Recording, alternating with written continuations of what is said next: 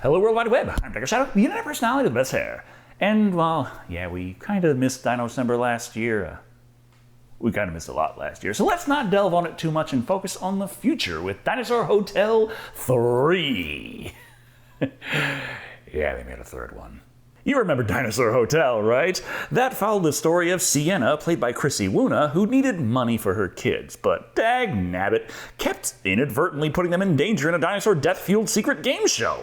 But mostly, I remember it for just how absolutely gut-wrenching horrible those movies were. But hey, a third time's the charm, right? What did they do to shake up Dinosaur Hotel? Well, I'll tell you.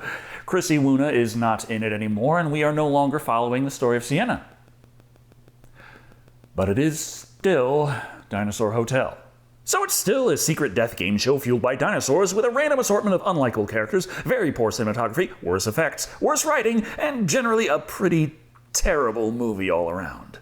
Well, at least I got the dino part right. Anyway, let's take a look at Dinosaur Hotel 3. Wow. We open up to Dinosaur Hotel. Yes, it's a hotel again.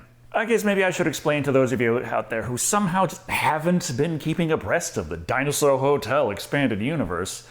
Maybe you got some self-respect or something. The original Dinosaur Hotel took place in a hotel, and in Dinosaur Hotel 2, they expanded out to much, much more than a hotel. And now in Dinosaur Hotel 3, it's a hotel. What did happen to all of that expansion? Who knows? What matters is that this character here is in big trouble. You cheated, Clarice. I didn't cheat. Yes, you did. Because they cheated. Or did they? Admit it. Admit that you cheated. Oh, fine. Fine, I cheated. Yes, they did. But by doing what?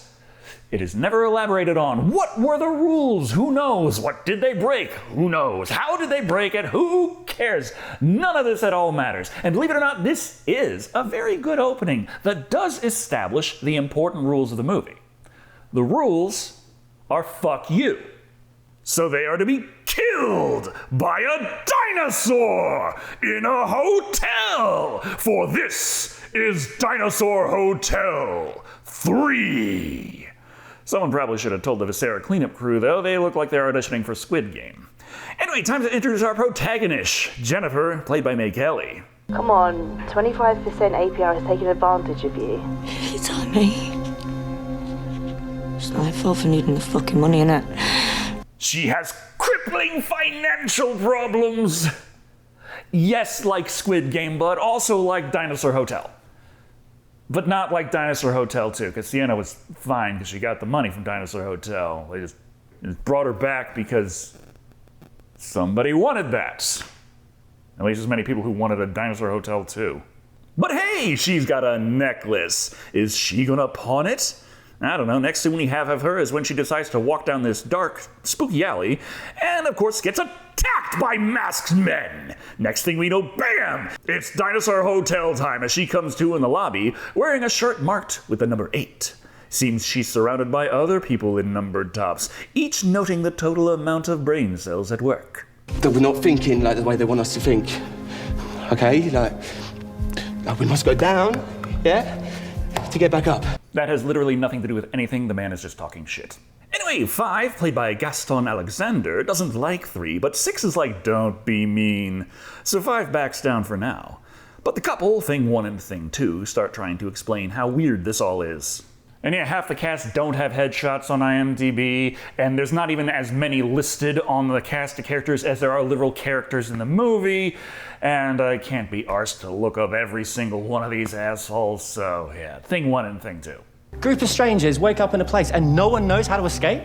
Well, I mean, you've got that big open hallway right there with all the light bleeding in from all those big windows right next to the big fucking door. And then that staircase going up to even more windows that you don't seem all that interested in exploring. And simply put, you have a lot more options available than the one fucking door you all keep trying. Number 7, played by Olivia Frances Brown, has an idea, though. The best thing we can do right now is to stay calm. and work together. I read that in a fortune cookie once. As such, number 5 freaks out and attacks 6. But wait, 7 swears she has a theory that could help him, but only if he doesn't murder random people. Tough sell, but he relents, and so she speaks. What I'm saying is, I think it's one of those escape rooms, and we need to find a way out. To escape this room, we must treat it as we would an escape room, and then we might be able to escape the room. Fucking brilliant deduction over here. But it's a hotel lobby, so what could the key to the puzzle be? Perhaps ringing the bell as you would in a hotel. No, ring that bell, fucking dog! You motherfuckers have absolutely no idea to believe this is a bad idea at all. Why are you suddenly acting like, oh no, don't ring that bell. That's what sets off the bomb and kills us all. Was the chloroform laced with bath salts?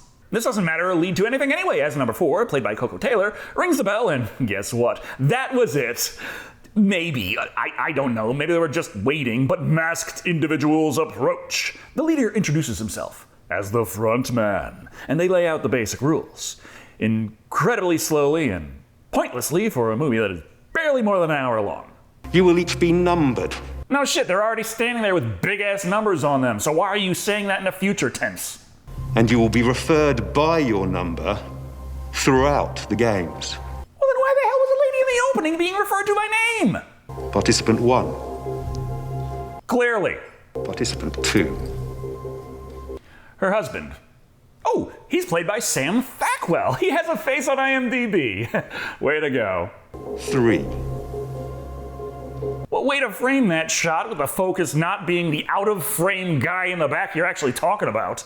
4. Well, at least pointing that out kind of helps, as she's one of the characters who doesn't run around with a big-ass number on her chest. She has it on her back. 5. Are you literally going to point out every single one? They are already numbered. 6. Jesus, you didn't even pick another angle. Did you just forget to film the one for 3 and you just had to work with what you had? 7.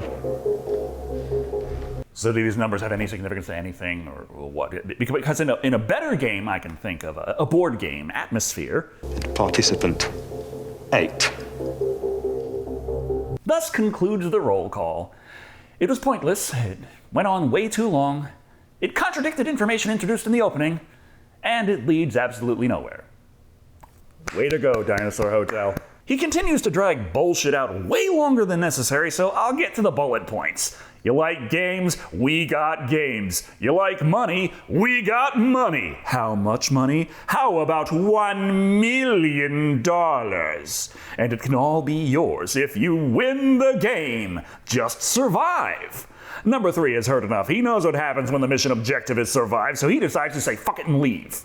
Through the obvious door, right fucking there next to the big-ass windows pouring light in from the outside that was clearly visible from where they were. Why the hell did nobody see that in the 30 minutes they were supposedly stuck there? Doesn't matter anyway, because the first thing he runs into is a goddamn sexual Tyrannosaurus. They took that surprisingly well, considering they just watched a man being eaten alive by an enormous creature they were all sure didn't exist more than 5 seconds ago. They just kind of took it like, well, that's annoying. No explanation needed. Point is, they can't leave, and their little AI, Orb, explains their first task. Find a room to stay in. 2 per room. You have 1 minute to decide, or you will be eliminated. Well, that's a bit of a problem, considering you have 7 contestants now. That's a prime number. You can't divide it by anything, let alone by 2. Anyway, Thing 1 and Thing 2 get their room, 7 and 8 theirs, 4 gets a private suite, closing the door in 5's face, leaving 5 to bunk with 6. Thus ends the first challenge. An incredibly boring challenge, but this is where the movie slows down for more exposition. Extremely heavy-handed exposition, where you can obviously tell that they're laying out the groundwork for future revelations. You wouldn't feed me to the dinosaurs, would you? What? Are you crazy?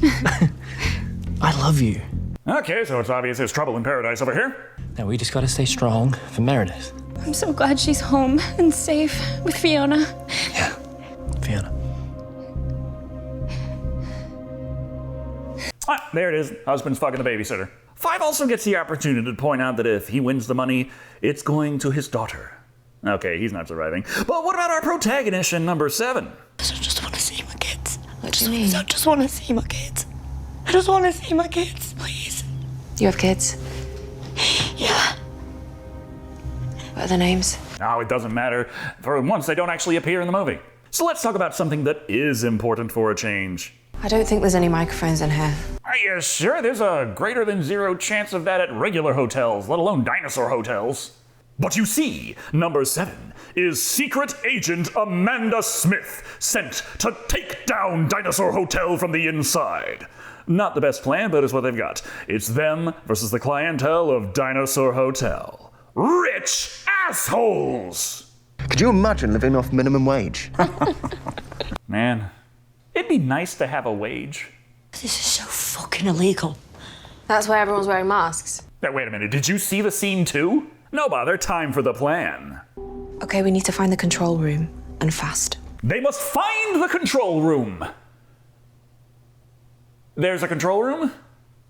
What does it control, and what are you going to do with this? How will this help at all? What the fuck kind of plan is this? Anyway, it's time for the first game, hide and seek. Usually you don't need to instruct people to hide in fear of dinosaurs, but fun! Please find your respective hiding places. You have 1 minute. Hey, lady, this place is freaking huge. Can we get some time to at least get past the stairs before we find our place to hide?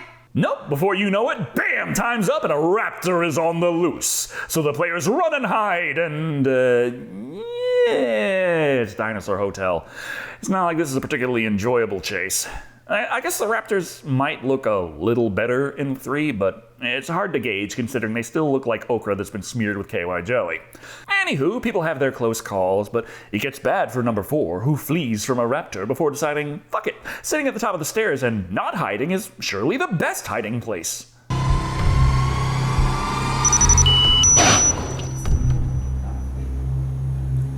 But wait! The bell tolls and the time is up, so the raptor leaves, heading back to their starting area. It's funny, they didn't mention anything at all about a time limit on the game. Oh no, this is simply to transition to round 2. They gotta do hide and seek again, so please find a hiding place in 1 minute. Number 6 is like, hey, the fuck is this? How many rounds this shit got anyhow? The first game will end once a player has been eliminated. It keeps going until the body count rises. Which just makes me wonder, why have rounds at all? Why not just keep going until someone gets off? It'd be like, it's like sudden death, but longer. Once 6 finds others, he's sure to share the news. The game only ends upon the death of one of us. 5 is below, but a raptor is right there by number 6. So he must run. Fleeing to the roof, the raptor hilariously follows. But then...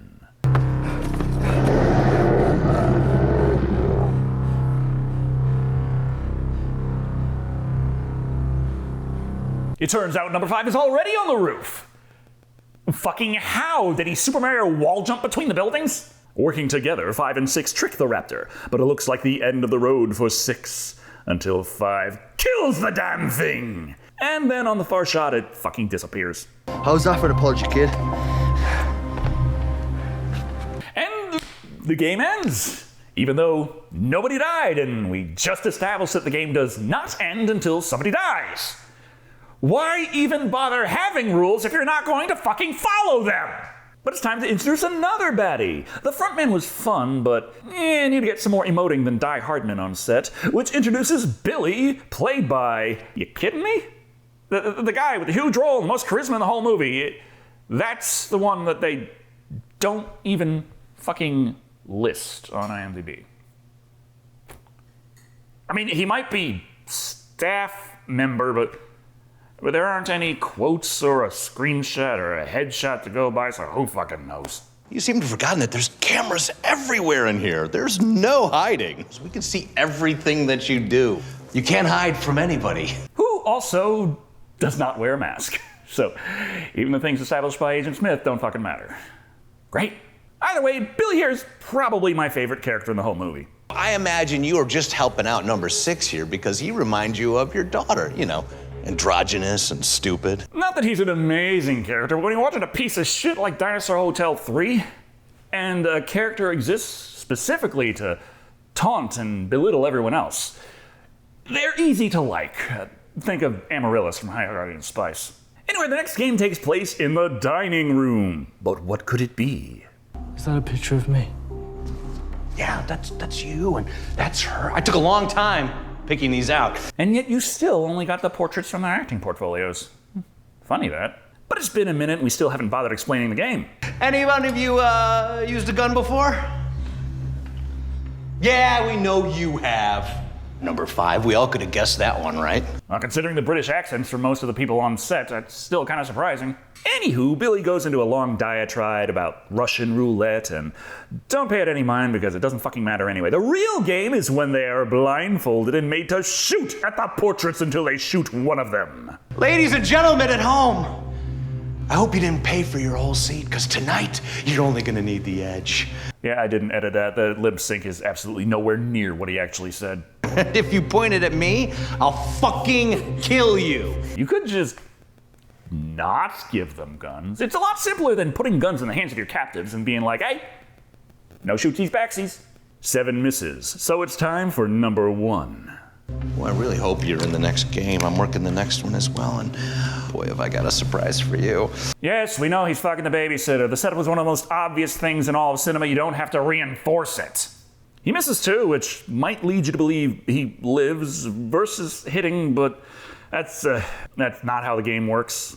This whole spiel with the blindfolds and the guns and the portraits they're shooting at it, guess what? Doesn't fucking matter at all. It does conclude when our protagonist hits a target, but who knows which one she hit. They never say, and it doesn't matter, because the next stage, they just sit there while Billy releases the Dilophosaurus. Thus, Billy and the Clonosaurus peruse the dining table until it decides on what to eat.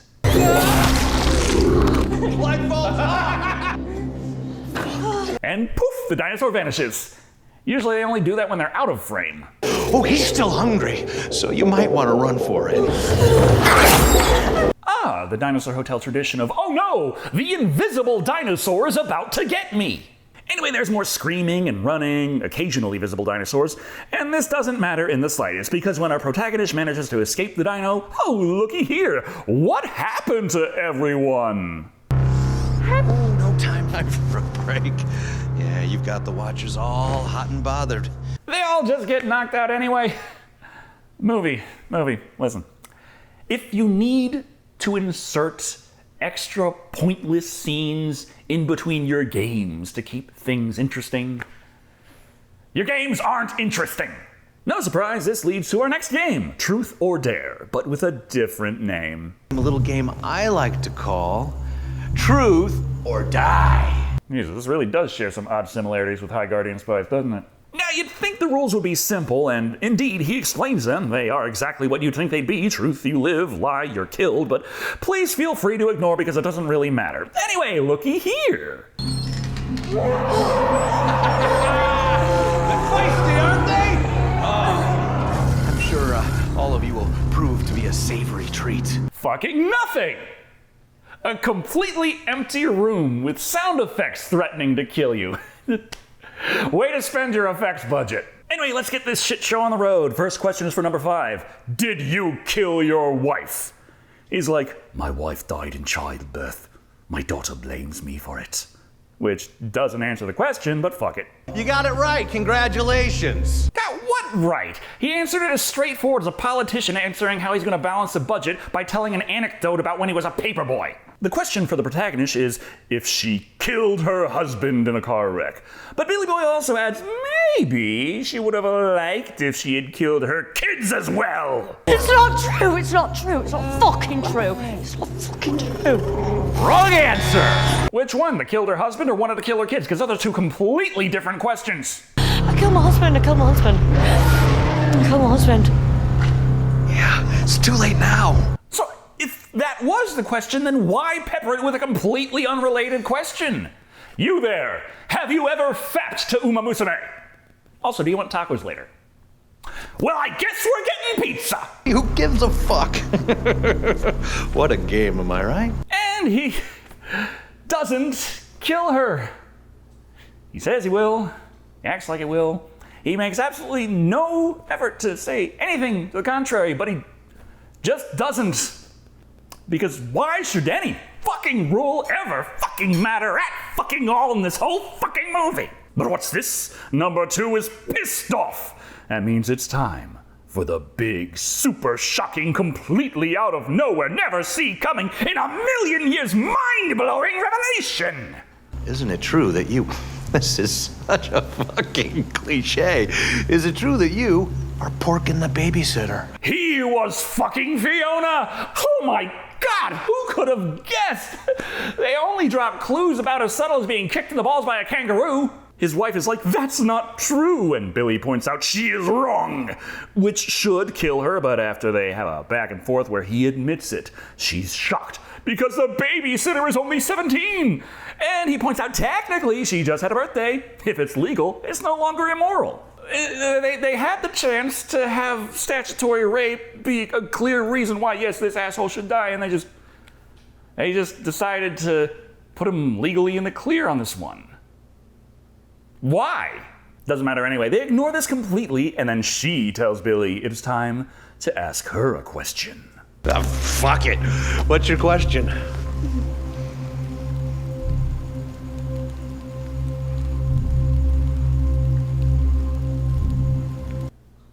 Line? How the hell with this? Billy just asks his wife, does she still love him? I love him with all my heart. Wrong answer! Okay, so that's 3 of them so far who have given wrong answers. So how exactly does this game of truth or die end? With the invisible, unless sometimes visible raptors killing number 2! And only number 2.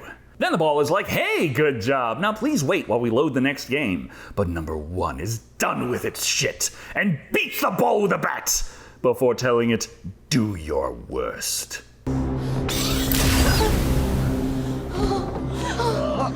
Gotta give it to the orb. That was definitely one of the worst effect shots in the entire movie.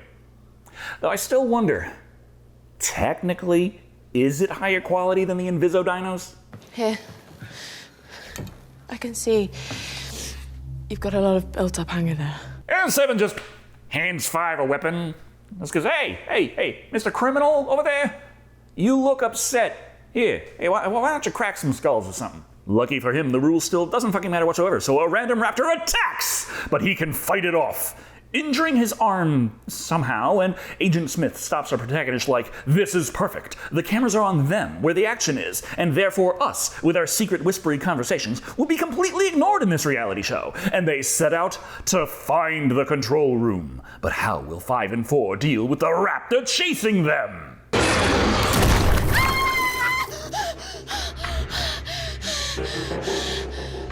Man's got a shotgun. Somehow. Where did you get that?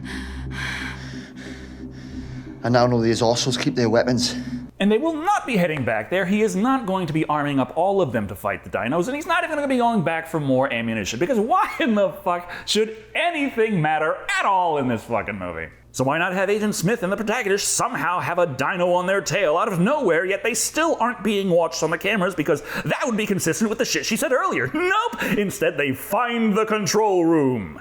Somehow, literally just running in random directions. Here it is, unlocked, unguarded, and the stuff Agent Smith needs to save them all is literally right fucking there. But wouldn't you know it? Fuck. Oh, it's the last sequence. I can't remember it. That super important code she needs to enter in order to get her team to come and save them all? Just fucking forgot it. For fuck's sake! So instead, she smacks random keys, and wouldn't you know it, this sets off the alarms instead. So Agent Smith cracks a new plan. If we can just get out of the hotel somehow, and we can call for help. Okay. Operation say fuck it and leave. But what's this? All the bad guys are dying too. Even Billy can't get out alive.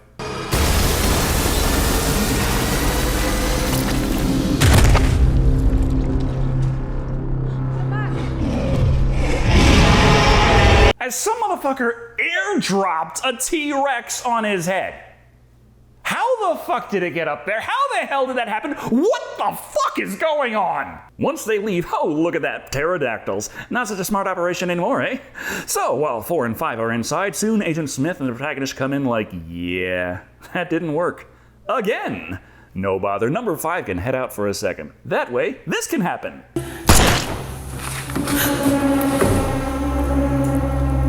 Number 4 shoots Agent Smith in the back, killing her!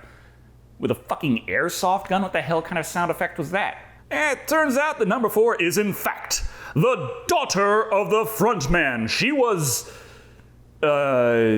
doing something? Okay, I have no idea what her plan was, but it's sure fucking up our hero's plans! Jesus, maybe I shouldn't worry so much about giving my villains believable motivations if this is the kind of shit that people look at like, yep, ship it. So when 5 returns, he doesn't know who to trust, our hero, or the woman covered in blood with a hand behind her back. This should clear it up.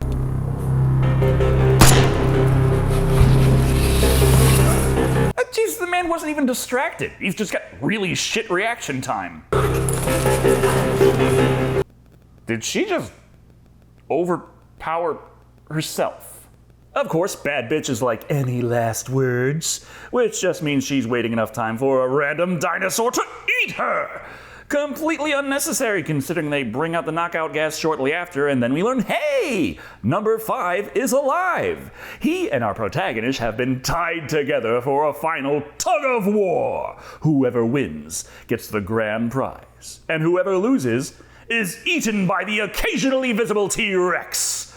Chalk it up to his injuries or something, because number 8 pulls 5 to his horrifying death.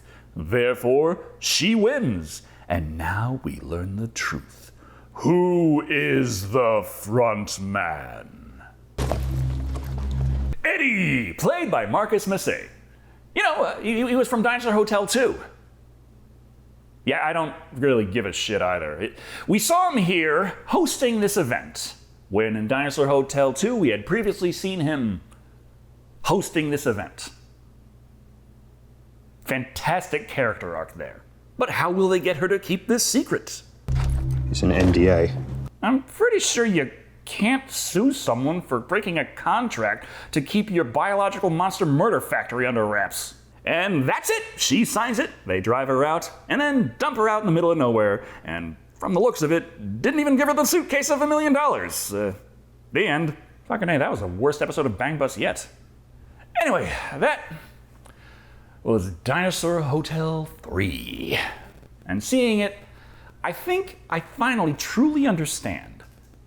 There really are some significant benefits to being blind. Obviously, I was not expecting anything of great substance from this movie. I've seen Dinosaur Hotel 1 and Dinosaur Hotel 2. The idea that this series has any redeeming qualities has long since passed, and Dinosaur Hotel 3 does nothing to change that opinion. Our lead is one of the most passive protagonists you can imagine, being dragged along to merely participate in the events of the movie, not really taking any active role in anything. Her motivations were to live, I guess, but that is not really unique and didn't take any extra steps to do that. She simply didn't run into danger like a madman, except when they ran out of the hotel after already seeing that was a bad idea in the first 10 minutes. The story with Agent Smith actually had some kind of link to the idea that this was a known event and there are forces trying to do something about it, but she is so amazingly inept, the only progress she makes is by accident, and it's squandered immediately and leads nowhere. Pretty much all the characters in this movie, though, can be described as fleshed out enough to technically have a backstory, but not enough to actually be a compelling character. The motivations of the baddies are the same. Watch people die, make money making people die, use dinosaurs because it'd be fun. Nothing new here, nothing interesting, and nothing really worth exploring any further. At the end of the day, Dinosaur Hotel 3 is Dinosaur Hotel 3, and that really says it all. The first was terrible, the second was horrific, and this one is more of the same, coming in at 1 T-Rex airdrop out of 5. I might say something like, hey, if you're a fan of the series, but who are we kidding? Those don't exist. Thank you all for watching. I've been Shado. And remember, the saying, rules are meant to be broken, does not mean literally every single fucking rule all the goddamn time!